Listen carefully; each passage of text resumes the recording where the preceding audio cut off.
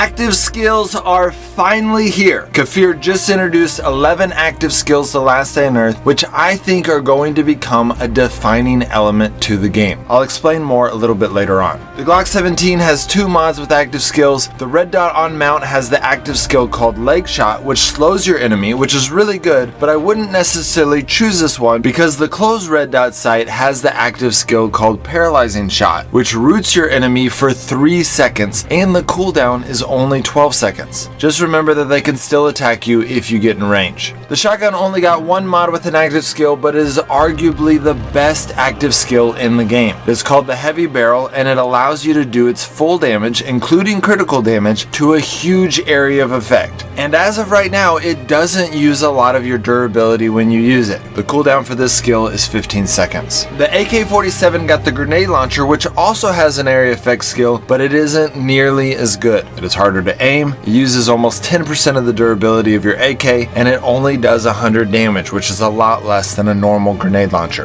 The VSS and SCAR both got modifications called the APL2, but they do not have the same active skills. The VSS got the skill aim shot, which does a guaranteed critical hit and has a 10-second cooldown. Because of this, I strongly recommend favoring damage modifications above everything else when choosing mods for the VSS. The SCAR's active skill is called the staggering shot, and it does 1 shot's full damage to a line of enemies. The shot can do critical damage and its cooldown is only 10 seconds, but don't use it unless you have a good shot because it can be difficult to line up your enemies and the skill uses 3 durability. The M16 got 2 mods with active skills. The 4x scope has the leg shot skill, which I mentioned earlier, and the 8x scope has the sniper skill, which does a huge amount of damage at a long range and has a 15-second cooldown. The bow is given the composite string, which gives you a quick attack that does more damage the closer the enemy is to you. If they are right next to you and your bow is fully upgraded, you can do up to 40 damage with this quick attack. The baseball bat was given a mod called the Slugger of Thorns. Its active skill called Jagged Wounds does an extra 50% damage on hit and then inflicts 25 hit points of bleeding damage at 5 DPS for 5 seconds. The machete got the gut hook blade, which slows your enemy's attack by 20% for 5 seconds. I believe this is a nod from the devs regarding the wall trick.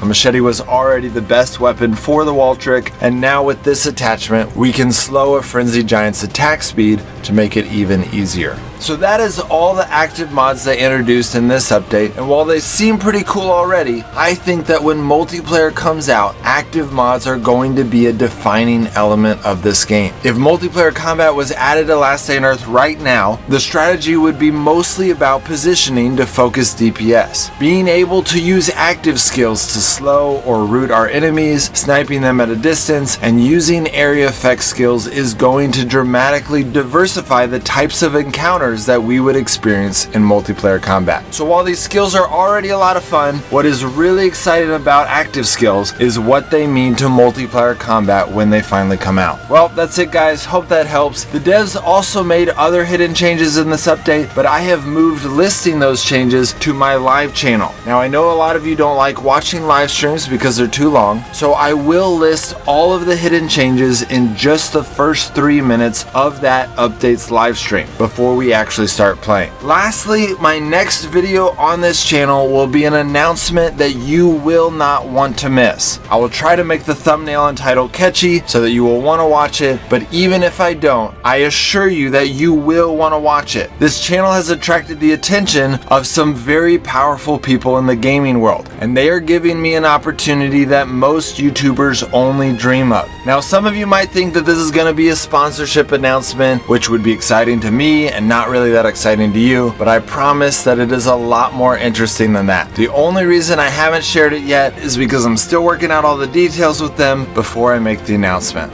Alright guys, I'll see you next time.